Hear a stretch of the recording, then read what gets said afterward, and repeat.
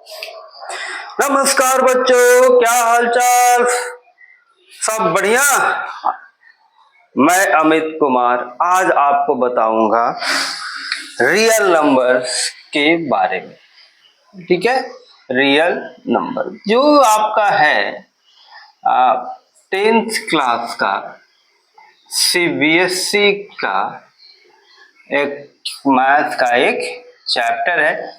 इसका बेसिक ना मैं आपको लास्ट क्लास में बता चुका हूं, जिसमें क्या है बेसिक में जैसे बताया मैंने, what is real number, what is number line, what is composite number, what is prime number, what is integer, what is fraction, so etcetera etcetera. जो रियल नंबर पढ़ने से पहले जो बेसिक्स आपको जानकारी होनी चाहिए उसको मैंने बताया।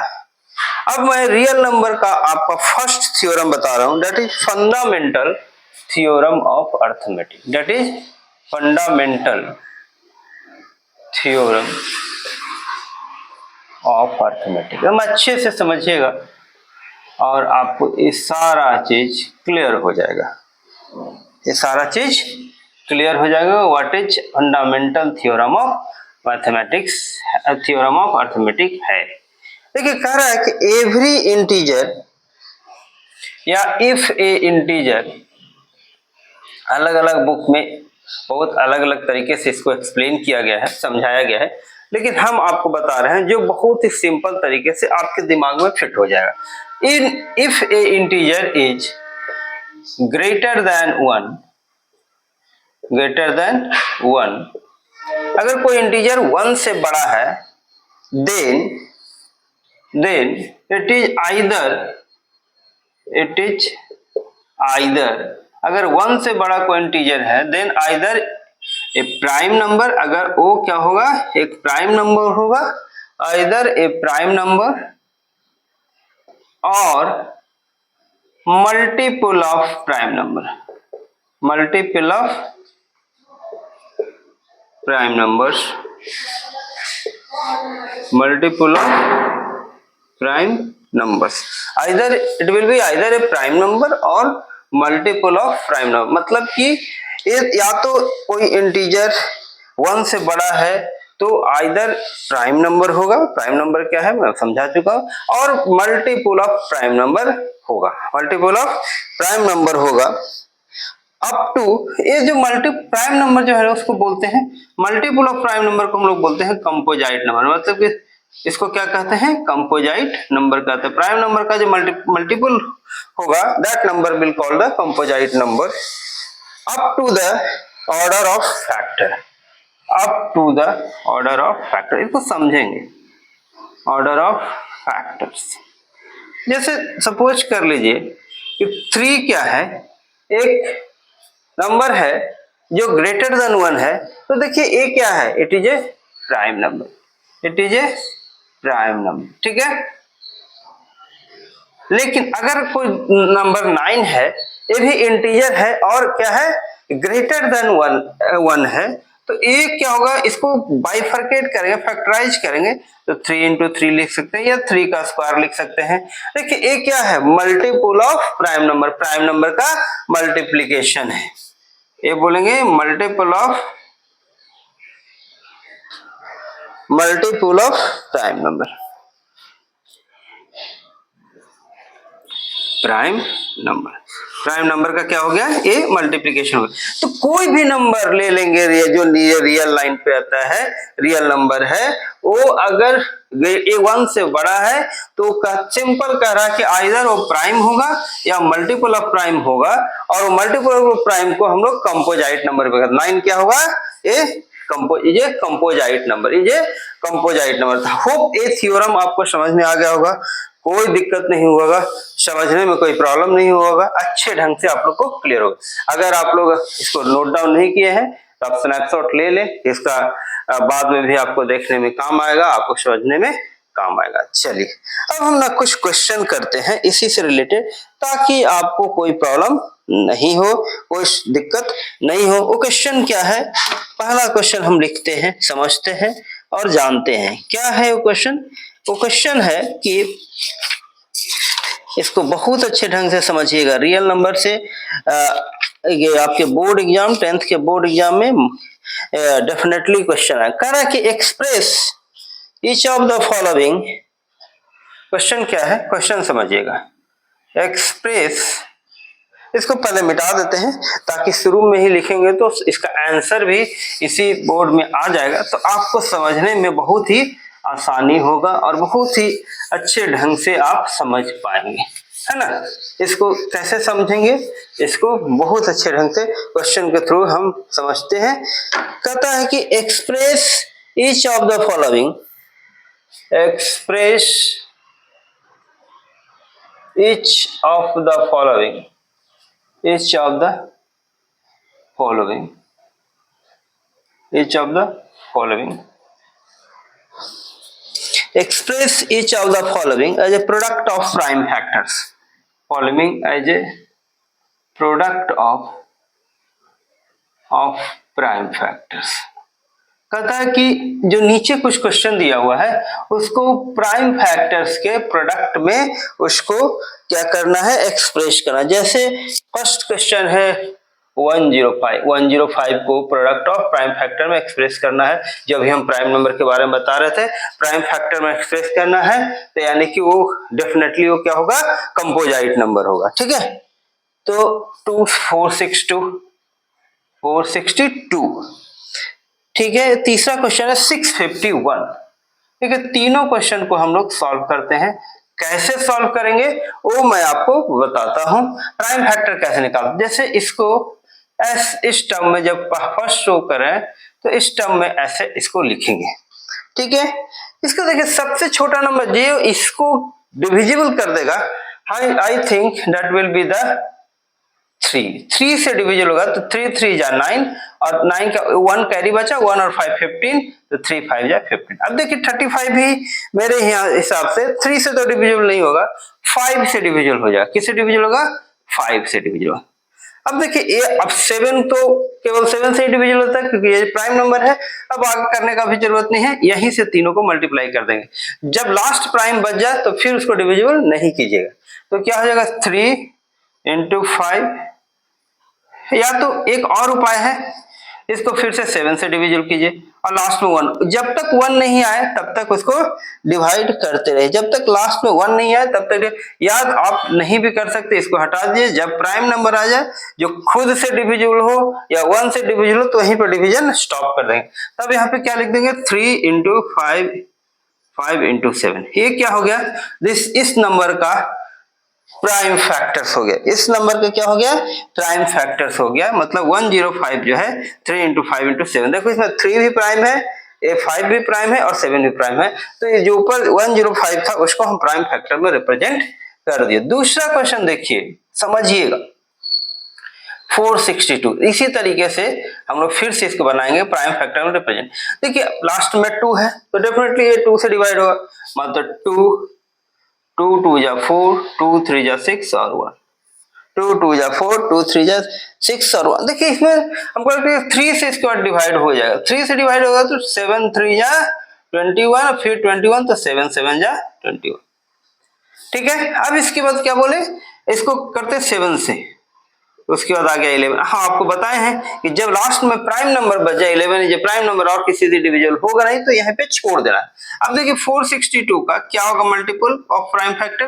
प्राइम फैक्टर क्या, 2 × 3 × 7 × 1। देखिए इस तरह का क्वेश्चन आएगा कि जो दिए हुए नंबर है उसको प्राइम फैक्टर में रिप्रेजेंट करें, तो इसी तरीके से आप रिप्रेजेंट करके इसको लिख सकते हैं। होपफुली आप लोगों को पूरी तरह से क्लियर हो गया होगा। ये क्वेश्चन में कोई डाउट ना, अगर एग्जाम में आ गया तो आप लोग अच्छे तरीके से इस क्वेश्चन को सॉल्व कर लेंगे और बना लेंगे।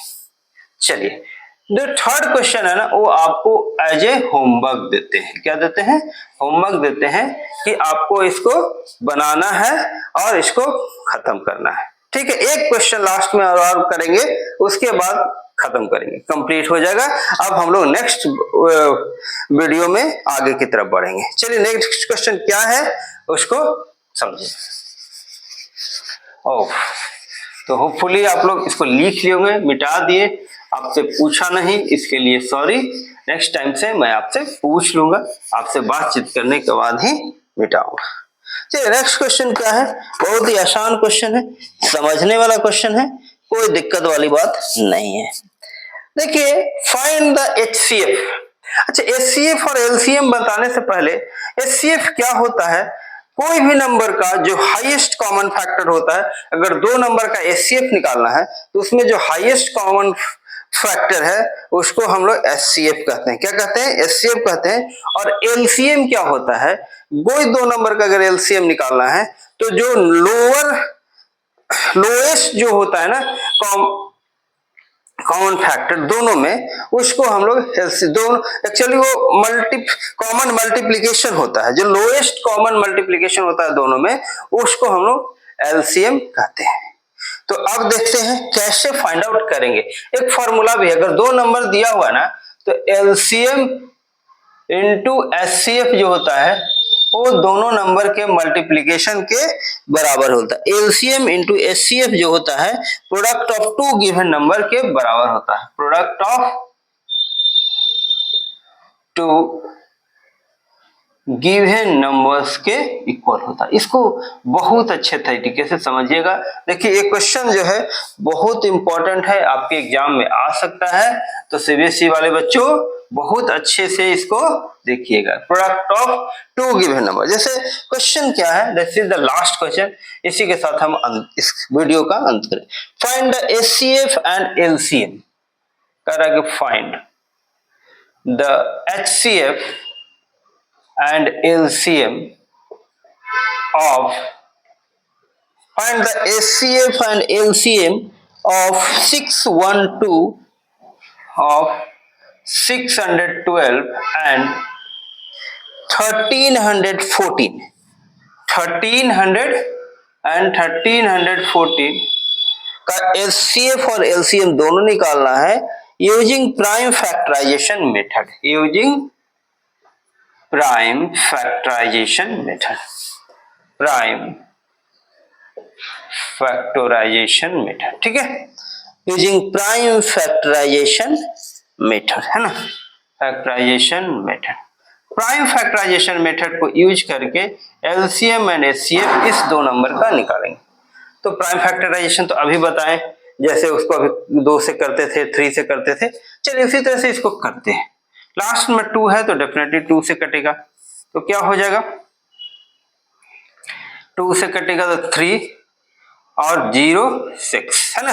अगर कुछ नहीं है तो 0 लगाना पड़ेगा, 12 को 6 टाइम से, फिर लास्ट में 6 है, ये भी 2 से कटेगा, 2 2 1 जा 2, 5 2 जा 10 और 3, ठीक है। अब देखो ये 2 सब नहीं कटेगा, 3 है तो 3 से कटेगा, 5 3 जा 15 और 1 51, फिर 3 से कटेगा, आई थिंक 17 हो जाएगा। कितना हो जाएगा? 17 हो जाएगा। कितना हो जाएगा? 17 हो जाएगा। तो ये एक आपका निकल गया। इसका देखिए 612 का जो फैक्टराइजेशन हुआ कितना हुआ, 2 का स्क्वायर, 2 इंटू 2 इंटू 3 का स्क्वायर इंटू 17, देखिए इतना निकले। अब दूसरा जो हम लोग निकालते हैं बहुत अच्छे तरीके से समझेंगे, 13 14 का, देखिए लास्ट में 4 है, ये भी डेफिनेटली 2 से कटेगा। कितना लिखेंगे, 6 2 जा 12, 1 बच गया, 1 1 11, 6 5 जा 10 और 11 6, क्या ये 3 से कटेगा? डेफिनेटली कटेगा। कैसे कटेगा? 2 से नहीं कटेगा, 3 से, 3 2 जा 6, 3 1 जा 3 और 27 बच गया, 2 और 7 तो 9 3 9 जा 27।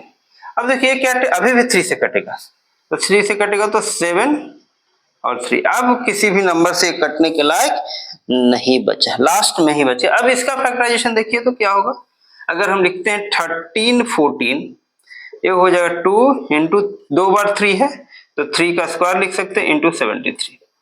अब देखिए इसमें ये दो नंबर आ गया। अब इसमें समझिए HCF, किसका किसका HCF निकालना है भाई, निकालना है 13 14 और 612 का, या 612 और 13 14 लिख सकते हैं, कोई इशू नहीं है, कोई प्रॉब्लम नहीं है। 612 और 13 14 का HCF निकाल, हाईएस्ट कॉमन फैक्टर। देखिए इसमें 2 स्क्वायर है, यहाँ पे 2 है, तो दोनों में कॉमन क्या होगा, 2 हो जाएगा, तो 2 लिख देंगे। यहाँ पे देखिए 3 स्क्वायर है, यहाँ पे 3 स्क्वायर है, तो 3 स्क्वायर लिख देंगे। यह 17 है लेकिन यहाँ नहीं है, यहाँ 73 है, यहाँ नहीं है तो नहीं लेंगे। तो मतलब कितना हो जाएगा 18 will the HCF, 18 will be the HCF। आप लोग को होप बहुत अच्छे से समझ में आया होगा। LCM क्या निकलेगा, LCM जो निकलेगा 6, 1, 2 और 13, 14 का, मैंने बोला highest common multiple, highest common multiple. तो देखिए सॉरी लोएस्ट कॉमन मल्टीपल क्या क्या होगा इसको हम लोग समझते हैं। देखिए यहाँ पे क्या है 2 है, 2 है ना, हाँ यहाँ पे 2 स्क्वायर है और 2 है, तो कॉमन मल्टीपल कौन कौन है, ये 2 स्क्वायर हो जाएगा, क्या हो जाएगा 2 स्क्वायर हो जाएगा ये दोनों में से, तो 2 स्क्वायर लिख देंगे। फिर देखिए यहाँ 3 स्क्वायर है, यहाँ पे 3 स्क्वायर, तो यहाँ 3 स्क्वायर हो जाएगा। ये दोनों में से देखिए ये इसको और इसको, इसको और इसको मिलाएगा, इसको और इसको, इसको और इसको, इसको और इसको, इसमें 2 स्क्वायर था कॉमन मल्टीपल, देखिए 2 का स्क्वायर है, यहाँ 2 है तो 2 स्क्वायर ले, यहाँ 3 का स्क्वायर है, यहाँ 3 का 3 स्क्वायर। अब 17 इसमें है मल्टीपल में तो भी ले लेंगे, और इसमें सिर्फ 73 है तो 73 ले लेंगे। मतलब 2 square into 3 square into 17 into 73, मतलब कि इसमें जो हो जाएगा इसको मल्टीपल करोगे आप तो 4, 4, 6, 7, 6, 4, 4, 6, 7, 6, 4, 4, 6, 7, 6 जो है वो मल्टीपल हो गया, तो HCF इतना आ गया, LCM इतना। HCF तो बहुत आसान है, दोनों में से जो लोएस्ट कॉमन है, यहाँ 2 स्क्वायर था, यहाँ 2 था, तो लोएस्ट वाला 2 था तो हमने ले लिया। यहाँ 3 स्क्वायर है, यहाँ 3 स्क्वायर है तो 3 स्क्वायर लिख दिया। 17 यहाँ है नहीं तो नहीं लेंगे, यहाँ 73 यहाँ है नहीं तो नहीं लेंगे, 18 हो गया। अब लोएस्ट कॉमन मल्टीपल क्या होता है, जैसे देखिए यहाँ पे 2 स्क्वायर है, यहाँ 2 है, तो जो मल्टीपल वाला रहेगा ना वही लेंगे, मैंने 2 स्क्वायर ले लिया। यहाँ पे देखिए 3 स्क्वायर है, 3 स्क्वायर दोनों सेम है तो 3 स्क्वायर ले। यहाँ 17 है, किसी एक में कोई नंबर रहेगा तो उसको ले लेंगे, तो 17 यहाँ 73 है तो मैंने 73 ले लिया, इसको मल्टीप्लाई किया तो 4, 4, 6, 7, 6 हो गया। तो ये आपका LCM निकल गया 2 नंबर का, ये HCF निकल गया। होप आप लोग को एकदम पूरी तरह से क्लियर हो गया होगा। अब कोई भी 2 नंबर का LCM या HCF निकालने के लिए दिया जाएगा, आप लोग आराम से कर लेंगे, कोई इशू नहीं होगा। आई बिलीव आप लोग को बहुत अच्छे तरीके से। कुछ क्वेश्चन जो बच गया है रियल नंबर का, वो हम लोग नेक्स्ट वीडियो में कवर करेंगे। तब तक के लिए आप लोग से बहुत बहुत धन्यवाद लास्ट तक वीडियो देखने के लिए। और अगर आप लोग चाहते हैं कि कंटिन्यूअस वीडियो आपके पास इंफॉर्मेशन आते रहे, क्या क्या चैप्टर का वीडियो अपलोड हुआ है, तो चैनल को सब्सक्राइब जरूर कर लेंगे। तब तक के लिए आप लोग को धन्यवाद। जहां भी रहिए पढ़ते रहिए और मुस्कुराते रहिए।